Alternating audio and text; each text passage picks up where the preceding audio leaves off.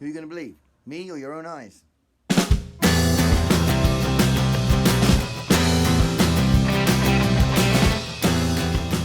Hello everyone, we have a guest.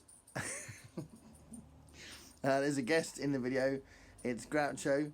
I'm taking this down from my bedroom where it sits on this shelf. It has been for about 25 years or something. And I thought it'd be nice to have him in the foreground. Is this going to be the foreground? Yeah. It's probably a stupid idea. Go and never darken my towels again. Welcome back everybody to my channel. This is a special one because I'm going to talk about this, and I'm going to talk about the Marx Brothers for a minute, and I'm going to talk about some other books. But I'm not going to do a full video on the Marx Brothers yet. If anyone wants me to do a video on the Marx Brothers, I will do.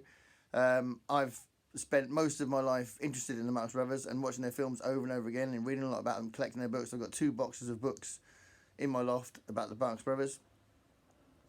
I have a lot of affection for them, but I'm also aware that clearly some of their humour's outdated. So that's why I hesitate to do a video now on all of the books, especially your book, Memoirs of a Mangy Lover. It's not going to go down well, that book. So yeah, I do love the Marx Brothers and I love their films. Yeah, their humour is just phenomenal. So the thing is, I was very attracted to this book because I have my interest in the Marx Brothers. So this is a very strange book, and clearly it's quite possible this would have happened because this is a graphic novel that's based on something that's existed for a while. So maybe it was a matter of time. But the Salvador Dali script that was written for the Marx Brothers has now come to light properly in this graphic novel. So it was apparently available as a translation. Well, I think you could read it in Portuguese, I think, apparently. So I don't know how available it was in English. But anyway, this person, so this is, where are we? Josh Frank. Josh Frank was behind this project of putting Salvador Dali's script to this graphic novel. He was a big fan of the Marx Brothers, and he was friends with Harpo. So Harpo is famously the one who didn't speak, and they were friends, and his friendship and the fact he liked them, the films, was his reason why he wanted to write a script for them. Apparently, no one would film it, and apparently there's interview footage of Salvador Dali being really angry about it and banging his cane on the floor in this interview, saying nobody wanted to film my script. There's a reason for that. It's not very good, but it's also very strange, and it's not very Marx Brothers-y, and it's just a very odd thing for him to do. But I mean, it's Salvador Dali, so maybe it's not that weird. What is this about, and why is it not very Marx Brothers-y? So Salvador Dali, as I said, wanted to write this script for a new Marx Brothers film that was just going to be his idea of a great, funny, inventive, surreal Marx Brothers film, a vehicle for them that he thought was just, should happen. And, it's not weird that it's surreal. It was done in 1937. So they were already huge stars. They hadn't done the Night of the Opera and Day at the Races at that point, but they had done the Paramount films. Duck Soup is 1933. So, they were well established by then, because Duck Soup did make them established. It wasn't as popular as it is in retrospect nowadays, because a lot of film critics over the years have told everybody to watch it and said it's a masterpiece. It is a masterpiece. And Night of the Opera, for anyone who's curious, I could waffle about them for ages, but Night of the Opera was Groucho's favourite by a mile. He said the thing about Night of the Opera, when they switched from Paramount to MGM, They started working with a producer called Irvin Thalberg, and once they started doing that, they did Night at the Opera, and then he did Date Races, and then did a bunch of other really not as good films. But when they did Night at the Opera, Groucho felt like he was doing some proper films, he said, with really good scripts and a good storyline, and he felt like just the whole quality of the films were better. I don't think he's actually... I mean, it's fair enough if he thought that is his career, and he must have felt better doing them if he felt like they were stronger films. But the thing with the Marx Brothers is the humour sometimes needs that pace, and with Night at the Opera and Date Races especially Date Races, there's too much padding, and it's definitely true for the later ones. They're not even nowhere near as funny anyway. But Date Races and Night at the Opera do include some of the funniest sequences in Marx Brothers films. But the thing about the first 5 films, the pace is incredible, and there's no let up. And with Duck Soup as well, it's just there's 2 things about Duck Soup that make it so great. Almost every joke hits, and also its setting makes it a parody of war, and makes it a parody of what we're like as in the way we deal with politics and as politicians. So that's got an extra angle that you don't get with the other films, because they don't normally tackle big things. There's usually a plot, though. There's usually a story, and the story in this is bizarre. I mean, it's written by Salvador Dali. I shouldn't be surprised at this, but the plot is, in the Marx Brothers films, there's usually a loose plot. So the first 5 Paramount films, there was a very, very a loose plot. It was a very what's the word? An unsubstantive plot. It wasn't huge, but it was something to hold the humour onto, and the Night at the Opera got more complicated. The plot for that got more complicated. Date Races had a similar kind of... they were usually saving some kind of damsel in distress and a heroic leading man, like a sympathetic leading man. They were usually saving them two from some sort of corruption, or they were, in Date Races, they're saving a sanitarium from being closed down, and Night at the Opera, they're trying to push an opera singer they really like, and all that kind of stuff. But there is a plot. This, I'm not really sure what the plot is. It's to do with this entertainer called the Surreal Woman, or the Surrealist Woman, and she creates surreal things happening around her. And around that, you've got a character called Jimmy, who is wrapped up in some sort of strange, unexplained love triangle with this surreal woman and another woman. And I think the surreal woman isn't I think she is a some sort of supernatural thing, maybe. I'm not really sure, but she's not a real woman, I don't think. And Jimmy is Salvador Dali's choice of character for Harpo. And that makes it one of the weirdest things he does in this, because Jimmy has got more lines than anybody else, and Harpo, famously, was a mute throughout the entire career. His humour comes from his physical comedy. He's a physical comedian. All 3 of them did different things. So Chico, his humour was in 2 places. So he either had these ridiculous sort of wordplay conversations with Groucho, or he joined in with the physical comedy with Harpo, so that when it was like 2-person physical comedy.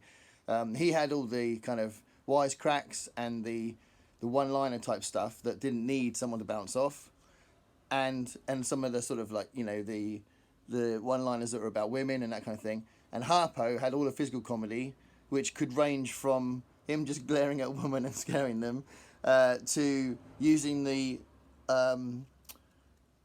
honk to make humour out of that, to being in the street and some random person asking him for a cup of tea, and he gets out, or a cup of coffee, and he gets out a cup of coffee from his coat that's all sort of just made, and all that sort of stuff, There's tons of physical comedy that is wrapped around Harper's character, but it's physical because he doesn't speak. He never spoke. He did speak on stage once, in the first show he ever did, And he read the next day's review, and a reviewer, a critic, theatre critic, absolutely slated this squeaky voice that the redhead guy had, so he never spoke again on stage or in film. So he was really deeply sensitive and hurt by the review, so he decided that he'd still do the Marx Brothers act, but he wouldn't speak anymore. So why did Salvador Dali give him all these lines? He's literally got lines all the way through it, and he's kind of the main character, except he's never Harpo. He's this guy Jimmy, and you realise that's what he's doing. He's trying to make that the character, because now and again he's got the hat on and he's got that coat on, but actually not very often. So not very often is he Harpo, and yet Harpo was his friend. He was probably writing it more for Harpo than he was for the others. Very strange. So the plot's odd. It's not the sort of plot you get from a Marx Brothers film. He's given the mute most of the lines, and the thing with the comedy is there are loads of instances where you can tell that this author, and Salvador Dali presumably, is trying to create a Marx Brothers type dialogue. But the only time it ever hits is when it's literally lifted from a Marx Brothers film. So like the line, "Who are you going to believe, me or your eyes?" That is in one of the Marx Brothers films, and there's like a reference to hard-boiled eggs, but it's really randomly thrown in there because there's an ongoing joke with hard-boiled eggs, and there's a few lines that are very similar to the lines that are in Marx Brothers films, but they're not worded correctly, so they're not funny. But you know that's what they're doing. You go, oh, okay, yeah, I remember the original line that was funny in the film. So it's a very strange book, because being a Marx Brothers fan, I thought, oh, this would be interesting. It is interesting, and there's loads of extra stuff on there. Like, it's got a huge introduction. It takes ages to get going, because it's got loads of background about Dali's relationship with them and his sort of passion about the project.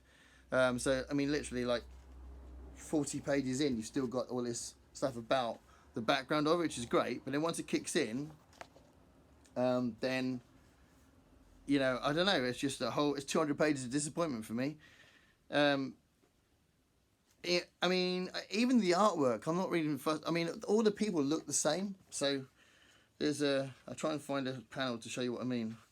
There's no way that is obviously Harpo, but it is. That is supposed to be Harpo. But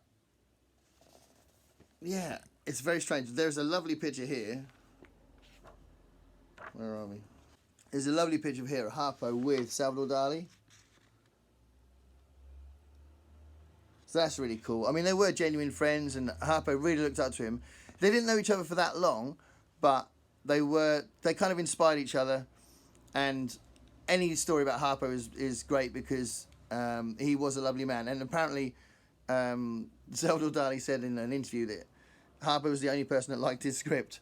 But that just could be because Harpo was such a nice bloke that he just said he liked it because he was his friend. Because I get the impression from reading a lot about them, that was what Harpo was like. He just he was just really liked by everybody because he was just nice, just really nice. So yeah, that is the script of a Dali film that really shouldn't have been made, wasn't made, and it's literally only interesting and fascinating. It's not funny, it's not a good story, it's not drawn very well. So yeah, I'm not normally negative on this channel, but I thought it was an interesting book, and I wanted to talk about it because I love the Marx Brothers so much. So I was a bit shocked at how I couldn't really get into it, and even the jokes fell flat, really, because they were either completely lifted or they were bad attempts at making Marx Brothers type jokes. The thing with the Marx Brothers as well that people don't necessarily realise is, I don't know how many people know about the Marx Brothers, but their scripts were written. So they did improvise, and what they used to do was they take them to the theatre and try things out, and there were some improvised lines that ended up being kept. But they did have scripts written by other people. So S.J. Perelman was one of them. There's a bunch of different people that are writing scripts for them. And so a lot of Groucho's sort of famous lines and the to and fro from him, Chico, were written by someone else. So Salvador Dali writing lines for them, or this graphic novelists writing lines for him is not necessarily unusual, but then they don't feel like Marx Brothers lines, and even if they weren't, they're not funny. So yeah, I was very disappointed, and I thought I'd end this video by just sort of recommending some books that are about them. Is that a good idea, Groucho? He's not saying a lot. So if you did want to delve into them, this is very quick because I could do a longer one about the Marx Brothers if anyone wanted to know. But Wire Duck was a book I looked for a long time because I'd heard about it, and it took me a while to get it. There's another one, Hooray for Captain Spaulding, which is similar, but this has got loads of stuff from Duck Soup. So, sorry, where are we? That scene. He's been told to shadow Firefly, and Firefly is Groucho's character. And he says, "What day did you shadow him?" And he says, I shadowed him on Shadow Day." This is ridiculous. But yeah, you got loads of there's just loads of great lines. Just incidentally, I don't know if you guys know or were interested, but Zeppo was apparently, the other brother said he was the funniest of them in real life, but he always played the leading man. I think it's possibly because he just looked like a leading man, and they wanted one in those films, but he left because he didn't like the roles he was getting. And when he left, obviously they still had plots that were built around a leading man, but it was someone else rather than one of the Marx Brothers that played it. And in a way, you've got more of a contrast between the chaos that they created around them and the leading man, whereas in the early films, sometimes he's amongst the chaos as well, because he's sort of, maybe they're walking as a foursome and that kind of thing. So yeah, this is a nice record of the early films with scenes and dialogue, pictures and dialogue from the early films. So Wire Duck's a nice one. And just really quickly, you've got a really nice book by Maxine Marx, who was Chico's daughter, and he talks about living with, or growing up with Chico, and it's a really affectionate book. It's very nice. It's not absolutely whitewashed, because he did have his issues, and I know she does talk about his affairs and stuff like that, but you can tell that she loved him, and it's got that sort of vibe to it as well. But it's a fascinating read. So that's Growing Up with Chico, and then you've got a couple of general ones which are really good that I can quickly mention. Monkey Business is a really good one about the Marx Brothers, and then you've got an interesting one that was a real find. I think I bought this in LA. Yeah, I bought this in LA when I went. I found this and I couldn't believe it. So this is four of the Three Musketeers, and this is all about their stage career. So before they did the films. So that was awesome. So yeah, that was my opinion about Salvador Dali's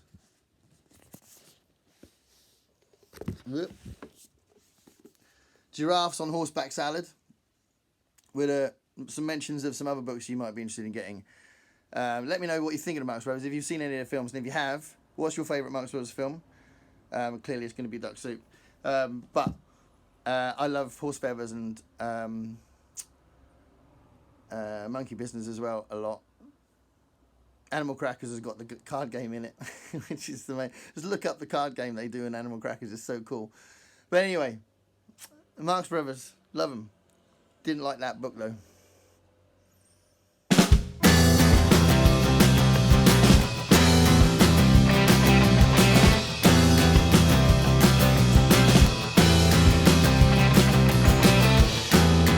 Paint me a picture